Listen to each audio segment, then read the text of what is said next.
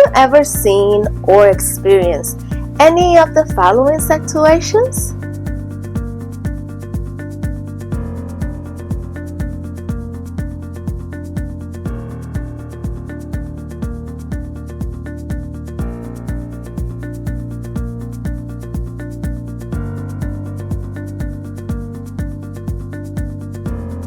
Unfortunately, it seems as if these bursts of violence are increasing more and more. But have you ever wondered where does so much anger and rage originates? Well, in today's video, we will discover it.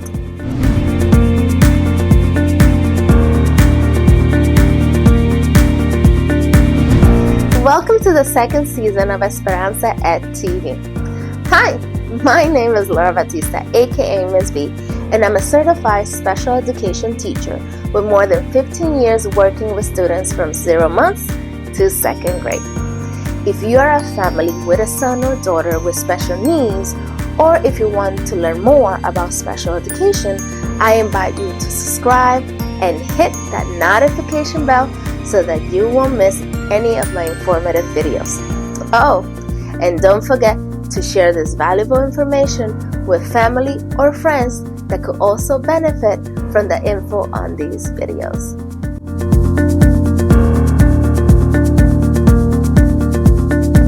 In season 1 with episode 3, I share with you how for me, there's not such thing as people who are normal, but we are all typical because we all share and go through the same developmental stages, whether there is a special need or not. It might be hard to believe, but temper tantrums and meltdowns are part of the developmental stages, and they serve a purpose. Let me remind you, meltdowns and temper tantrums are a stage in development that needs to be experienced and surpassed. Come, let's dig deeper with main point number 1.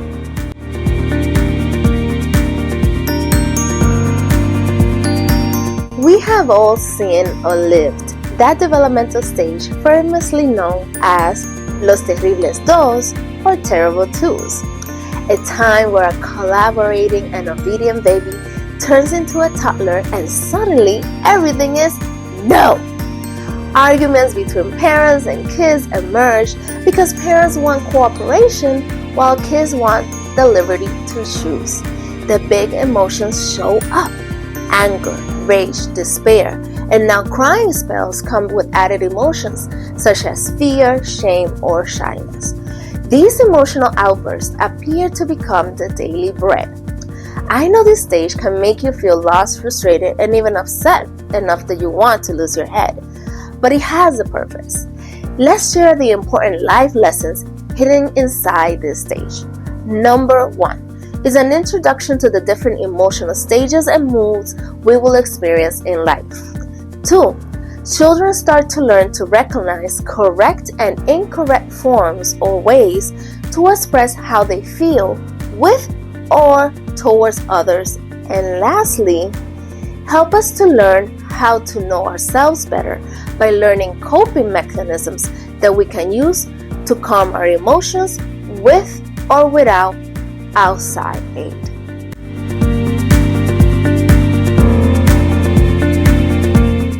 This might be hard to believe, but did you know temper tantrums and meltdowns have a pattern? What generally changes is the speed and intensity used in the emotions being displayed. Allow me to show it to you with the following illustration. As you can see, I'm using the example of a wave in order to show you how it goes. The beginnings or stage 1 of a temper tantrum is usually caused by one or more of the following emotions: frustration, a defiant attitude, or a want or desire that has not been fulfilled. If a child, after asking, begging, protesting, or pretending to be about to cry, does not persuade the adult to get what he or she wants, then they go from step number 1 to stage number 2. Stage number 2 is a decisive stage. It is at this point the children make a choice. They choose between two possible outcomes. One would be A, which is to compromise or change their want and desire to something else offered, or B, insist or become even more headstrong. It is here that I want to take a moment to share that children with healthy and stable emotions with typical development tend to choose option number A. That de-escalates the situation. But in most cases, children with special needs or with character flaws will most likely move to stage number 3 or choose B. Okay? In stage number 3, we find the meltdowns and temper tantrums developing at full speed. We generally find the bigger and more violent emotions that are at play, like anger and rage. A child may use his or her strength to throw items or furniture. Screams become intense. They may become more violent towards peers or adults around them, or even self-harm in order to show their discontent. Be aware that temper tantrums and meltdowns can last anywhere between 10 minutes to over an hour, depending on how far along the child's emotions are in.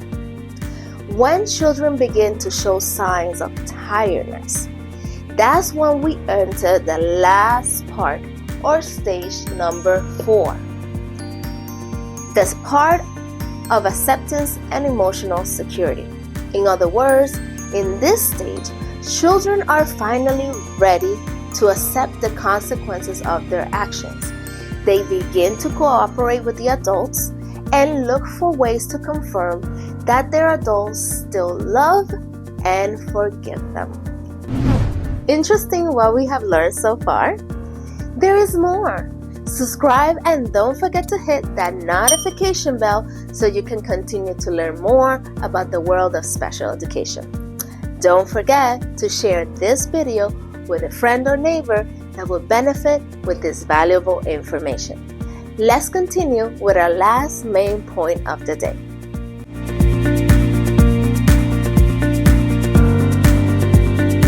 I want to take a moment to remind you, meltdowns and temper tantrums are a stage. They will move on from it, but it will depend on what you as a parent is willing to accept or not. If you decide to allow anything and everything in order to keep the peace, the meltdowns and tantrums will not remain a stage but will become a pattern of negative behavior. So, how do we make sure that our children learn and move on from this stage? Here are a few practical tips you can apply today. You need to have clear behavior expectations for your child. They need to know what behavior is acceptable, which are not, and the consequences of going against your expectations. Check out Season 1, Episode 8 for more info. Learn to pick your battles. Be flexible with actions and attitudes when needed. Meaning, learn to avoid situations that may cause your child to lose control and explode. For instance, if you know your child has low tolerance for events with crowds or sensory stimulation, it might be best to arrive early. Give him or her short breaks in a quiet place, or even leave early if necessary. If the word sensory stimulation has you a bit confused, check out Season 1, Episode 5 about the areas of development to be clear. Make discussions about emotions a priority. Take time to chat about the different emotions. Questions like, how are you feeling? Why do you feel this way? What do you think you need to do to feel better? Are only a few of the questions to openly have. And lastly, it is also important to discuss how we can calm ourselves and ways to solve conflicts without tantrums or violence.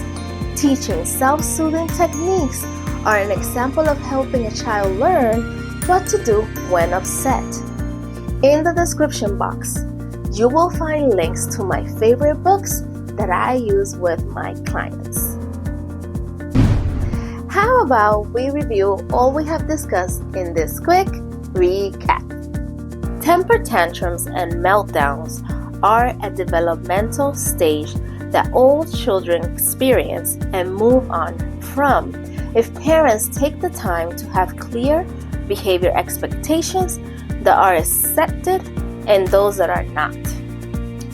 Learning to recognize on which stage of the wave of emotions our child is in will help us know how to respond to avoid letting the situation escalate or to wait until the child gets to stage number 4 to be able to have a talk about the situation. Lastly, make communication a priority. It's important to talk about emotions, how they affect us, and ways to solve its needs with our children. Thank you for staying with us for this short time. Don't forget to check out other videos we have available. We would love to connect with you. Find the info to other social media platforms and our email where you can drop questions or content suggestions. Oh, and don't forget to comment, hit the like button, and subscribe to the channel if you haven't done so. Thank you again, and don't forget that EsperanzaEdTv is your main source of information for everything related to special education. Take care, and I'll see you next time.